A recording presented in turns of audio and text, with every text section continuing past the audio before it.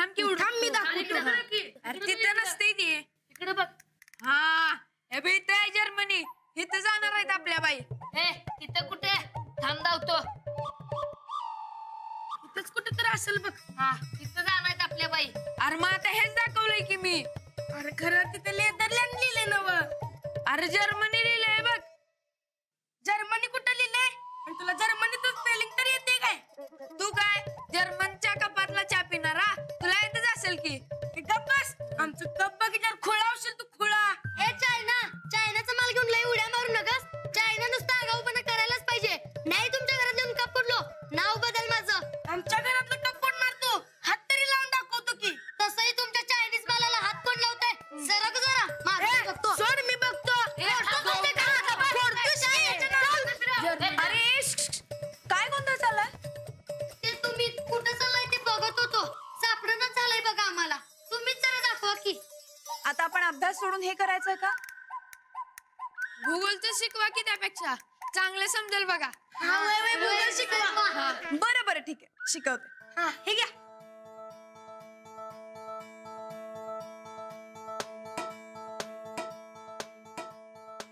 हे बघा, हा आहे युरोप. युरोपात हे आहे जर्मनी.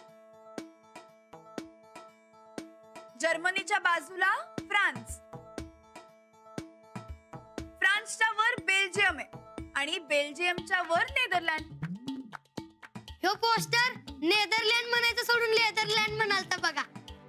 नाही, ते नेदरलँडच म्हणलं की. बरं ठीक आहे. आता मी सांगू का नको?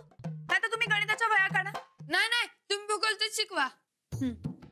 बघा आता, इथे हे आहे पोलंड. बाई किती समुद्र ओलांडल्यावर येतंय ते? बघूया आता आपण. आधी अरबी समुद्र, मग त्यानंतर आहे कॅस्पियन सी आणि त्याच्यानंतर काळा समुद्र. काळा समुद्र?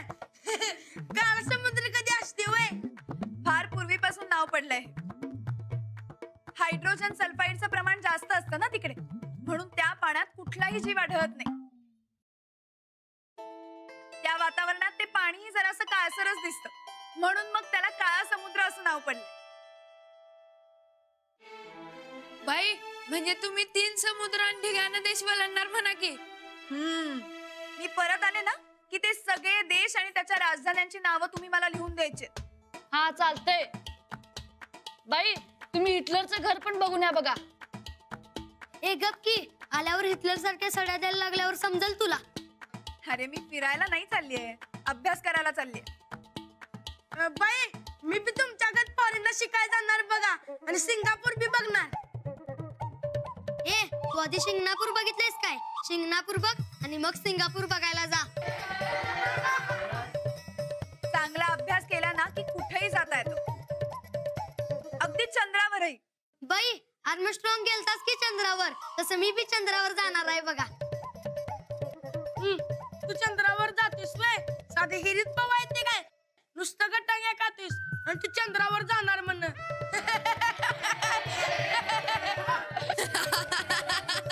ए ज्या शिकल्यावर बाई कुठे बी जाता येत नाही म्हणतात, आणि पवायचा विषय काय काढलायस मधनच तू?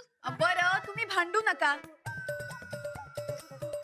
तुम्ही कुठेही जाऊ शकता, पण त्याआधी अभ्यास करायला लागतो. होय आम्ही अभ्यास पण करणार बघा.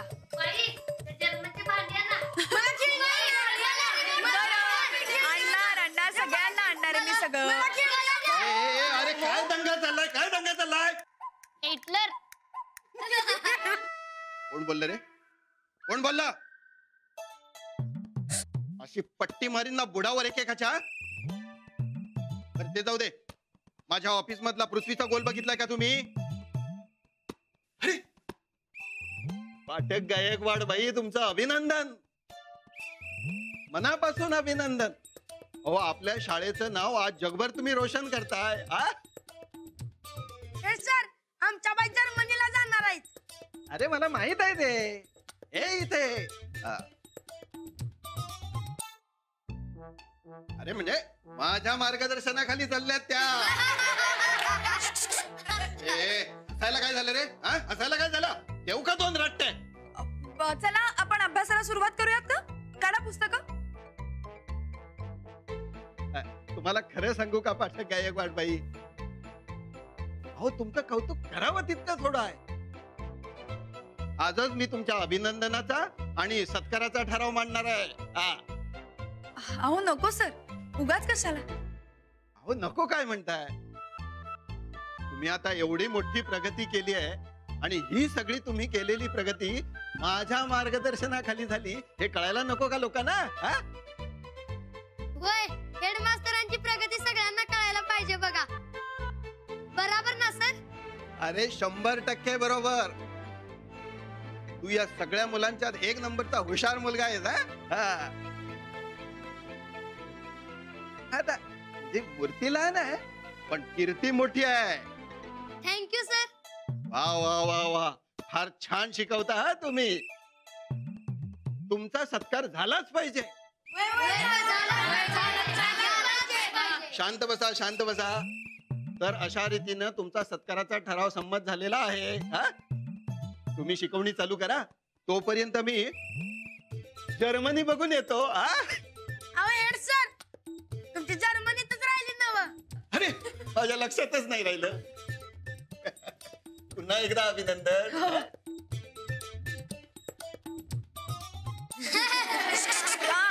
पुस्तकं काढा चला. पैलवान, आता गणपती गेल्यात तेव्हा कामाला जोरात सुरुवात करायची बघ. अरे गेले काही दिवस माझा काम लय पिट्टा पडलाय बघ. होय, आता फक्त काम आणि तालीम. होय, आणि वहिनींचं काय इसरलाच होय त्याच लगेच. त्यांना कसं विसरणार, ते आहेत की काय संकट. हा फक्त 2-2.5 महिने सोडलं तर. 2-2.5 हे काय? बरकत लई जबऱ्या खबर आहे, ओळख. अरे आता मी कसं ओळखू, सांग की तू. अरे ओळख म्हणलं ना व. अरे सांग म्हणतोय ना तुलाच. अंजलीबाई फॉरेनला चाललेत. हा, काय सांगतोयस? अरे खरंच. विसर्जन करून आम्ही घरला गेलो ना व, तेव्हा त्यांच्या निवडीचं पत्र आलत. गणपती बापूंना लई भारी प्रसाद दिलाय बघ त्यासनी. राणा, अरे लय खुशीची बातमी सांगितलीस बघ तू. आपली बहीण आहेस तशी हुशार. शिक जरा तिच्याकडे काहीतरी शिक. शिकणार की. शिक शिक, म्हणजे तुला भी फॉरेन को जाने को मिलेगा. हा, नका रे बाबा, ते फॉरेन जाऊन पाव कोण खात बसणार. ते मी इकडे आहे ते बरं आहे. म्हणजे अंजलीबाई म्हणत होत्या चल म्हणून, मीच म्हणलो नको. राणा तू काय खुळायस काय? हे बघ, पाव खाऊ नाही वाटला तर भाकऱ्या बांधून न्यायच्या. अरे फॉरेनला जायचं चान्स कशाला सोडा नाहीस? ते मला इमानात बसायचं बी आवडते. राणा तू किती बी शिकलास तरी राणा तू राणाच राहणार बघ. अरे मुझे जर चान्स मिळाला फॉरेनला जायचा तर मी अजिबात सोडणार नाही. हा, हे आपलं सोड. अंजलीबाई चालल्यात ना फॉरेनला, मग काय कमी आहे? अरे अजिबात नाही. लय मोठी खुशीची बातमी आहे बघ. मी तर समजा गावात पेड वाटतो का नाही बघ आता. हा, अरे पण राणा, अरे आता वहिनी 2-2.5 महिने गेल्यानंतर तुझं काय होणार रे? माझं काय रे? अरे वहिनी नसल्या की 1 मिनिट बी तुला करमत नाही. अरे 2-2.5 महिने कसं रे? आता हायस खुश, पण त्या गेल्या की माझं डोसकं खात बसशील.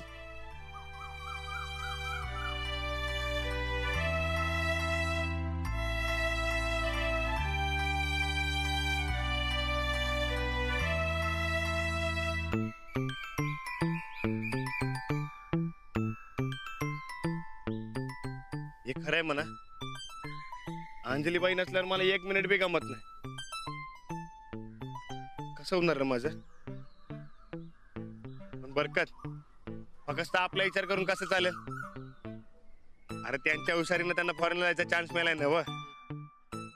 अरे त्यांच्या मनात लय होतं फॉरेनला जाऊन शिकायचं. आजवर जे स्वप्न बघत होत्या ते खरं व्हायलाय रे. आणि त्याच मी सांगू होय मला गमत नाही म्हणून. फिर क्या करेगा तू? त्या फॉरेनला गेल्यावर त्यांच्या संगत फोनवर बोलणार होय. आणि त्यांच्या अभ्यासाचं काय? अरे तुझ्या टाळक्याच्या, मी काय दिवसभर त्यांच्याकडे फोनवर बोलणार नाही. ते रातच्या टायमाला फक्त 10-15 मिनिटं बोलणार. त्या मागे दिल्लीला गेल्या होत्या ना व, तेव्हा कसं बोलवतो तसं. मग चालतंय. अरे त्यामुळे का होईना तुझं चित्त जरा तरी थाऱ्यावर राहिलं बघ. हा तेच.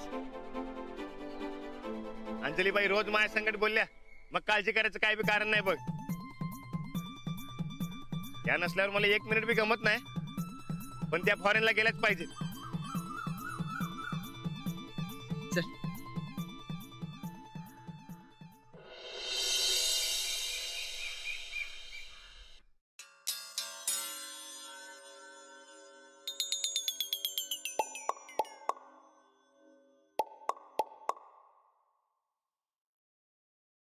बर ते नाही ताई साहेब, समजा खरं. बर साहेबासनी काय सांगणार? काय सांगणार म्हणजे मास्तरडीला फॉरेनला जाऊ देऊ नगासा. कारण काय? कारण आमासनी तिने फॉरेनला जाऊ वाटत नाही म्हणून. म्हणजे मास्तरीन फॉरेनला चालली म्हणून तुमच्या पोटात लई दुखालय हे कारण सांगणार आहे? आमच्या पोटात कशा पायी दुखल ग? तुम्हासनी जाता येईना म्हणून. आम्ही असलं 1000 फॉरेन फिरू. आमासनी नाही कौतिक फॉरेन बिरेनचं. मग का बरं मास्तरनीच्या फॉरेनला खोडता घालतायसा? कारण तिची लायकी नाही फॉरेनला जायची म्हणून. आवतायसा पर साहेबासनी काय सांगणार? मास्तरनीची लायकी नाही म्हणून.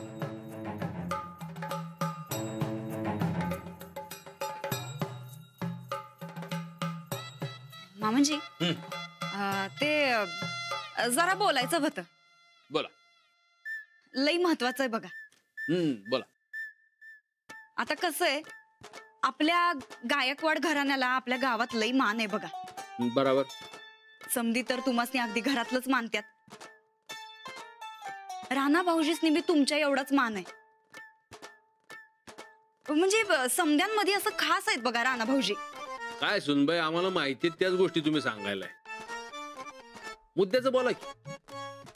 जाऊबाईसनी फॉरेनला जाऊ देऊ नका. काय अंजली फॉरेनला चालली याचा सगळ्यालाच आनंद झालाय. म्हणजे अंजलीनी फॉरेनला जावं असं घरातल्या समध्यांचंच मत आहे. फक्त तुम्हालाच ते आवडलेलं नाही. तेव्हा त्यासाठी तुम्ही काहीतरी महत्वाचा विचार केलेला दिसतो. काय विचार केलाय? अहो लई महत्वाचं आहे. आपल्या घराच्या अगदी उपयोगाचं आहे म्हणूनच तसा विचार करायलोय आम्ही. बर काय विचार केलाय सांगा भाऊ. हे बघा आता गायकवाड घराण्याच्या सुननं असं घरदार सोडून फॉरेनला फिरायला जाणं बरं दिसतंय का? शोभतंय का बरं तसं? अजून म्हणजे आता राणा भाऊजी अडाणी आहेत आणि जाऊबाई लई शिकलेल्या आहेत बघा. नाही आता जाऊबाई शिकलेल्या आहेत त्याला आपण काहीच करू शकत नाही. पण फॉरेन म्हणजे जरा लईच होतंय हो मामनजी. कसं आहे बायकोनं नवऱ्यापेक्षा नेहमी डावच असावं बघा. उग नवऱ्यापेक्षा वरचढ असणारी बायको शोभत नाही बघा आपल्या खानदानी घराण्याला. अजून म्हणजे आता जाऊबाई थोरल्यात या घरातल्या. तेव्हा समजा असं जबाबदारी टाकून फॉरेनला फिरायला जाणं बरं दिसत नाही. तुम्हीच सांगा बरं आता. अजून काय म्हणजे आता समजच तर सांगितलं की. काय सुनबाई तुम्ही करून करून एवढंच विचार केला होय? एवढा विचार केला तो काय कमी पडला काय? नाही जरा जास्तच केलाय. मामांजी अहो आपल्या घराच्या भल्यासाठी तुम्ही किती बी विचार करायला सांगा. जीव गेला तरी बी आम्ही तेवढा विचार करू बघा. बरोबर आहे. सुनबाई नसावी तर तुमच्यासारखी. का काय काय चुकलं काय आमचं? ऐका काय गायकवाड घराण्याची थोरली सून म्हणजे अंजली फॉरेनला फिरायला नाही शिकायला चालली. नवऱ्यापेक्षा बायको शिकलेली, कमी शिकलेली, जास्त शिकलेली, डाव उजव असला थातूर मातूर विचार करणारी गायकवाड घराण्याची परंपरा नाही. आणि अंजली राणा एकमेकाला खूप समजून घेतात. त्यामुळं त्या दोघं डाव उजव नाही हो. राणाला आपल्या हुशार बायकोचं किती कौतिक आहे हे जरा समजून घ्या. नाही हे समजा जरी खरं असलं तरी बी त्या थोरल्यात या घराच्या. थोरलेपणाचं आणि मग घराच्या जबाबदारीचं काय? जाताना अंजली घराची जबाबदारी कशी सांभाळायची तुम्हाला सांगून जाईल. तुम्ही तसं वागायचं. आणि तुम्हाला नाही जमलं तर गोदाका राधा श्रीपती आहेत घर सांभाळायला. सगळ्यात महत्वाचं फॉरेनला जाणं म्हणजे नट्टापट्टा करून फिरणं, ऐश करणं, हे तुमच्या अडाण्याचं डोसकं आहे. हे डोसकं असं चालवू नका. काय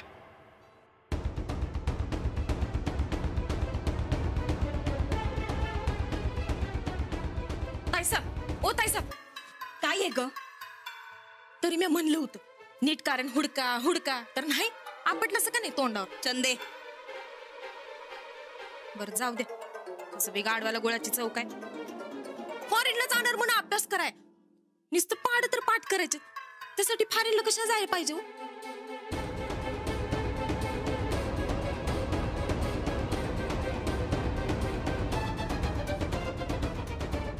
म्हणजे थोरल्या ताईसा फॉरेनला जाणार म्हणजे जाणार. चला आता एकदाची माझी मैत्रीण फॉरेनला जाणार म्हणायचं. वा वा, एक नंबर. आयुष आहे तुझी. अगं काय फिरायला नाही चालले, शिकायला चालले. कसली बोर आहेस ग तू अंजू? आता अजून किती शिकणार आहेस तू? शिकलीस ना एवढं? आता चाललीस फॉरेनला तर मज्जा करून ये की. म्हणजे काय करू? म्हणजे बघ आता मी कसं सांगणार तुला, मी कुठे गेलीये फॉरेनला अजून? मग गप्प बस जरा. गप तर आता नानादा बसला असेल. तू जाणार म्हणल्यावर तोंड पडला असेल ना त्याचं. नाही ग, उलट खूप खुश आहेत ते मी जर्मनीला जाणार म्हणून. माझं सिलेक्शन व्हावं म्हणून त्यांनी गणपतीकडे प्रार्थना केली होती ना, ती पूर्ण झाल्याचा खूप आनंद झालाय त्यांना. अरे देवा, रानादा एवढा वैतागलाय वे तुला की तू जावी म्हणून देवाला प्रार्थना केली डायरेक्ट. तुला तर सारखीच मस्करी सुचते हा रेणू. अशानं तू कधीच जाणार नाहीस फॉरेनला. का नाही जाणार ग? फॉरेनला जाण्याकरता खूप अभ्यास करावा लागतो मॅडम, आणि त्याबरोबरच सिरियसही व्हावं लागतं. ते काही तुला आयुष्यात जमणार नाही. अभ्यासाची काय गरज नाहीये ग. आता पुढच्या गणपतीला मी पण सांगणार आहे रानादाला, माझ्यासाठी पण जरा प्रार्थना कर म्हणून, म्हणजे मी पण जाईन फॉरेनला. हे का करतील तुझ्यासाठी प्रार्थना? बघा बघा कसली जळायला लागली माझ्यावर. एवढं कसला अधिकार गाजवतीस ग नवऱ्यावर? तू काही आयुष्यात मस्करी सोडणार नाहीस. चल लवकर घरी. तो बघ आलाच तुझं प्रार्थना मला. जावा आता तुम्ही दोघं, मी जाते पुढे. हा अगं तू पण चल ना. अगं आपण ट्रिपल सीट कसं जाणार? चल बाय बाय बाय.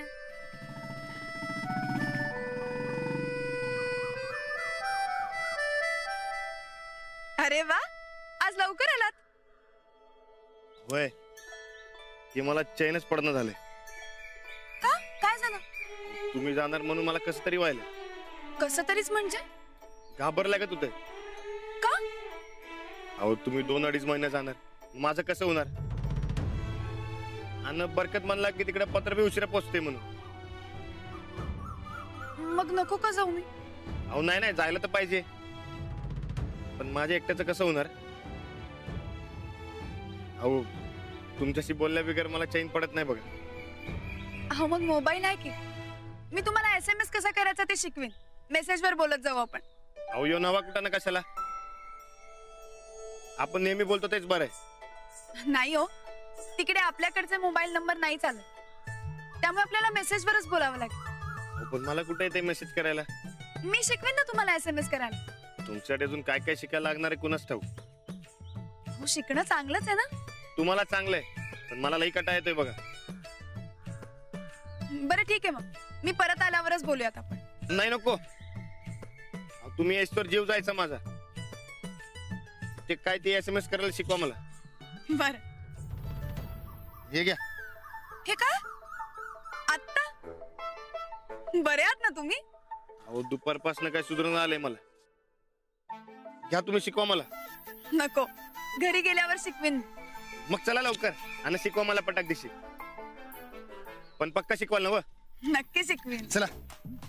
तुमच्याशी बोलले नाही तर मलाही अजिबात चैन नाही पडणार. त्यामुळे तुम्ही जरी नको म्हणालात ना तरी मी शिकवणारच आहे तुम्हाला. आपण दररोज मेसेजवर बोलत जाऊ. चालते की.